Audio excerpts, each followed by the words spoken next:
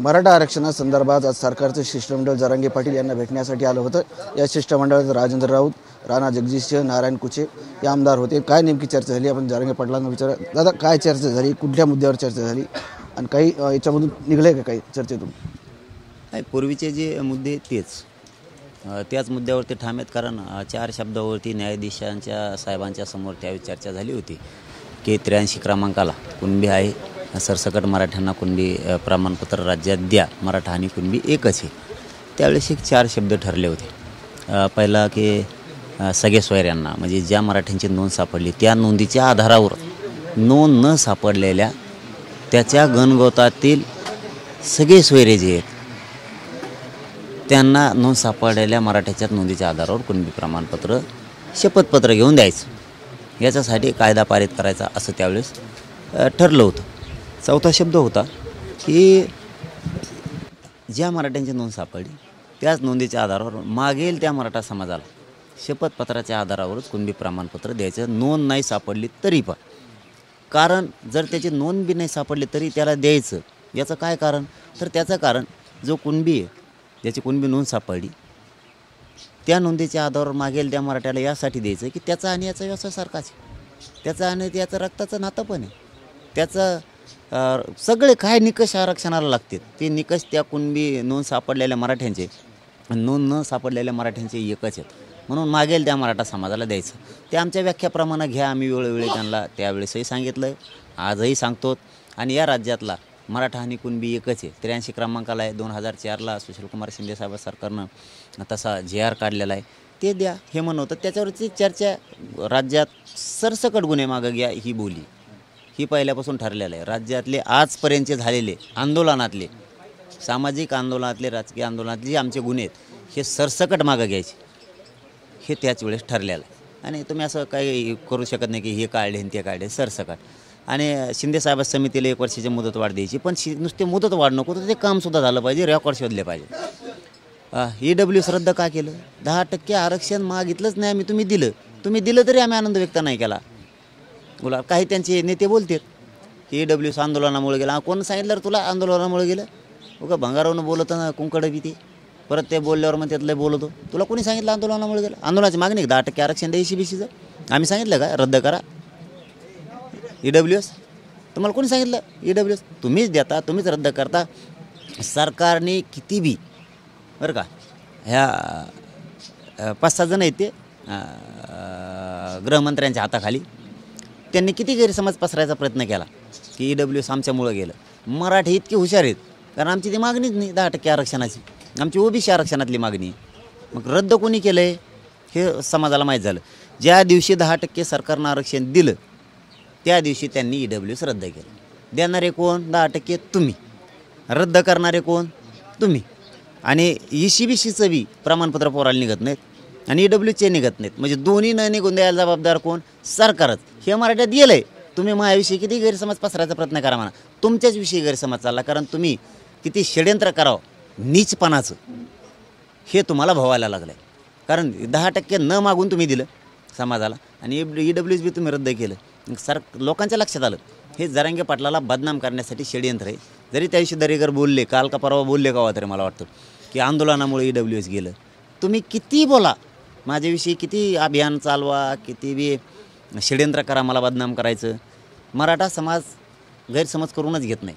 कारण ज्या दिवशी तुम्हाला वाटलं होतं 10% आरक्षण दिल्यावर मराठा गुलाल उधळीन, त्या दिवशी मराठ्याने गुलालच नाही उधळला आणि तुम्ही त्याच दिवशी EWS रद्द केलं, म्हणजे दोन्ही आरक्षण देऊन तुम्ही मराठ्यांना फसवलं, हे मराठ्यांच्या पक्क ध्यानात आहे। त्यामुळं असल्या गैरसमजाने दरेकरांनी खोटं बोलू नये, ते जितकं खोटं बोलतील तितक्या त्यांच्या विरोधात मराठ्यांचा रोज जाणार आहे। ज्या काही मुद्द्यावर आता चर्चा झाली त्या संदर्भात आता सरकारला ते हे शिष्टमंडळ कळवेल, तुम्हाला साधारणतः कधी निरोप येणार आहे? त्यांनी 13 तारखेच्या आत हे करायचं। हो, त्यांनी हे 13 तारखेच्या आत सगळं करायचं। ज्या मागण्या आहेत मराठा आणि कुणबी एक, हे कायदा पारित झालेला आहे 2004ला, त्यांना दुसरा करायचा असला तरी करावा, पण मराठा आणि कुणबी एकाचे, कारण दोघांचे व्यवसायासारखेच रोटीबिटी व्यवहारपणे तुम्हाला जे निकष लागतात OBC आरक्षणाला ते सगळे मराठ्यांजवळ आहे। ही एक मुद्दा आहे। सगळ्या सोयऱ्यांची अंमलबजावणी आमच्या व्याख्येप्रमाणे करायची, आमचीच व्याख्या ती आहे ती, पण तिच्यात नाराज नाही आहेत आम्ही। त्याच्यात एक 7-8 शब्द राहिले ते त्यांनी घ्यायचे, तेही काम करायचं। हैदराबादचं गॅजेट सातारा संस्थांचं आणि बॉम्बे गव्हर्नमेंटचं गॅजेट लागू करायचं आहे, ही तिसरी मागणी. चौथी, ज्या नोंदी निघाल्यात त्यांना ताबडतोब प्रमाणपत्र द्या. ते प्रमाणपत्र दिले जात नाहीत, हे त्यांच्याजवळ मी सांगितलं आहे आता. आणि ओपन समाजासमोर बैठक केली, असं काय नाही की बाजूला बसलो तर कुठं बसलो. चौथी मागणी की जे प्रमाणपत्र आहे, नोंदी निघाले ते प्रमाणपत्र ताबडतोब द्या. काही अधिकारी जातीवाद करतात, देत नाहीत व्हॅलिडिटी. सरकारनं त्यांच्यावरती कारवाई केली पाहिजे अशा सूचना द्या, की जर तो इतक्या दिवसात त्याची नोंद नाही दिली वंशावळ जुळून, कारण वंशावळ समितीसुद्धा गठीत झाली आता, तीसुद्धा कामाला लागली पाहिजे. शिंदेसाहेब समितीला 6 महिन्याची मुदतवाढ दिली, ती दोन्ही कामाला लागले पाहिजेत. आणि एखादा अधिकारी जाणून बुजून नोंद असून प्रमाणपत्र देत नसताना व्हॅलिड देत नसला तर त्याला त्या नोकरून बडतर्फ करण्यात यावं असे त्यांनी आदेश केले पाहिजे. हे आमची ही झाली 4 मागण्या. EWS, SC-BC आणि कुणबी म्हणजे OBC तिन्ही ऑप्शन खुले ठेवावे सरकारनं. तिन्ही ऑप्शन खुले ठेवायचे. कोणताही विद्यार्थी चॉईस करायला त्याला जे घ्यायचं तो घेईल. त्याचबरोबर ज्या पोरांनी म्हणजे 5वा मुद्दा त्यातच ह्या EWS, SC-BC आणि कुणबी म्हणजे OBC तिन्ही ऑप्शन खुले ठेवायचे. याच्यात एक असं आहे की आरक्षण 10% देण्याच्या अगोदर EWSमधून विद्यार्थ्यांनी फॉर्म भरले होते, त्यांचे अर्ज रद्द करू नका.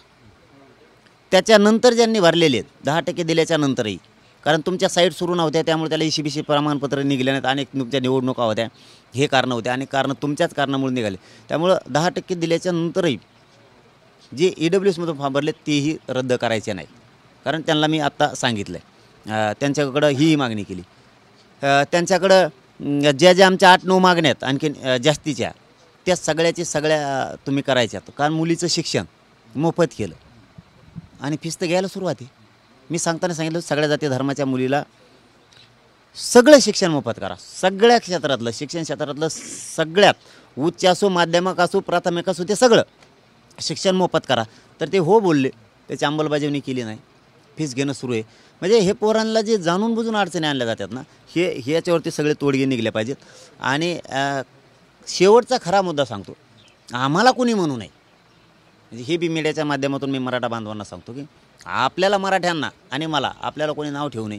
आरक्षणाच्या नावाखाली यांना राजकारण करायचं किंवा राजकारणात जायचं असं कोणी म्हणू नये, म्हणून आम्ही मनानंच त्यांना संधी दिली की तुमच्या सरकारला तुम्ही आमदार समजून सांगा की मराठ्यांच्या हत्या मागण्यात द्या, ते राजकारणात जात नाहीत. कारण मी सांगताना सांगितलं मला जायचं नाही राजकारणात, माझ्या समाजाला नाही. तुमचं राजकारण तुम्हाला लगला, कुणी आरक्षणला हे मराठ्या तुम्हाला डोक्यावर घेऊन नसतं. मला पाहिजे आरक्षण, माझ्या समाजाला पाहिजे आरक्षण. आम्ही ईद बांधिले, ही संधी दिली आम्ही सरकारला.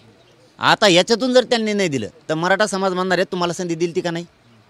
तुमच्या आमदाराला बोलून घेऊन सांगितलं तुमच्या सरकारला समजून सांगा आणि आमचं आरक्षण द्या, तुम्ही नाही दिलं. आता बोलायचं नाही, आता कुणी आम्हाला राजकारणाचा डाग नाही लावायचा.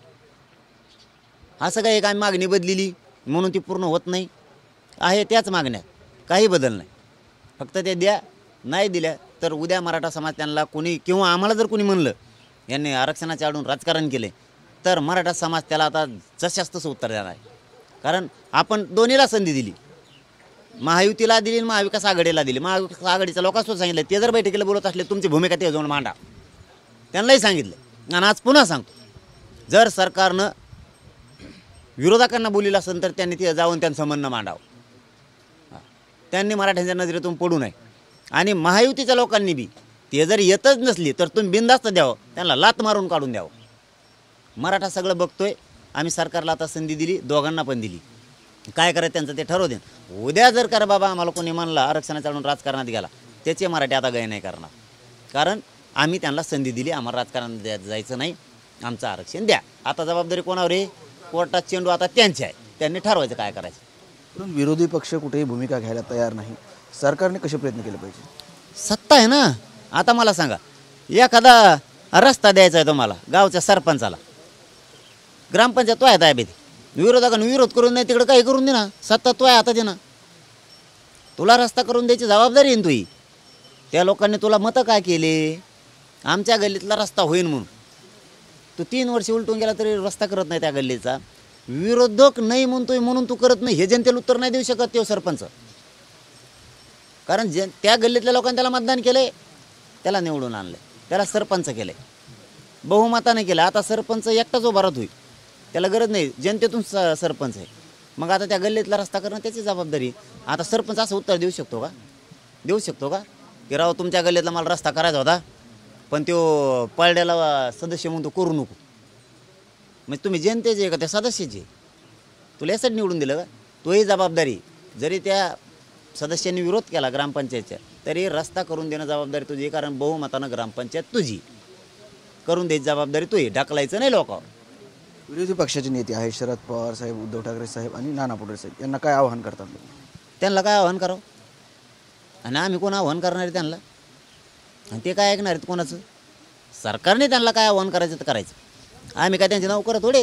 त्यांच्या दारात जाणार आणि त्यांना ज्या विचारणार, ज्या विचारायला मराठा समाज खंबीर आहे. जयशी मराठा डोक्यात आणीन ना, सगळ्या नेत्याला ज्या विचारायचं, सगळ्या पक्षाला घरात घुसून गचुरायला धरून ज्या विचारित असतो आणि ते बी मुंबईत जाऊन. त्यांना काय सांगायचं? त्यांना कळत नाही का? एवढा मोठा प्रश्न चिघाळला विरोधी पक्षाला कळत नाही आरक्षणाचा. आपण गेलो पाहिजे किंवा म्हणलो पाहिजेत. आणि सत्ताधाऱ्यांना बी मला एक कळत नाही हो, ते बी कारड गाणं तेच लावलंय. ते आले पाहिजे, नाही आले पाहिजे. काय आले पाहिजे तुम्हाला? ते नाही आलेच नाही आले द्यायचं ढकलून तिकडून. तुम्ही निर्णय घ्यायचा, यांना द्यायचंच नाही आहे म्हणून हे उगाच दुसऱ्याकडे बोटं दाखायचे. ते येत नाही म्हणून आम्ही देत नाही. असं कुठं जमतं का? तुम्हाला द्यायचं नाही म्हणून सांगा ना, मग कळत निवडणुकीला तुम्हाला कसा कचका असतो ते. आता नक्कीच हे होते जरांगे पाटील आहेत. कॅमेरामन पप्पू महावरकरसह संजय सरोदे, TV9 मराठी, अंतरावली सराटी, जालना.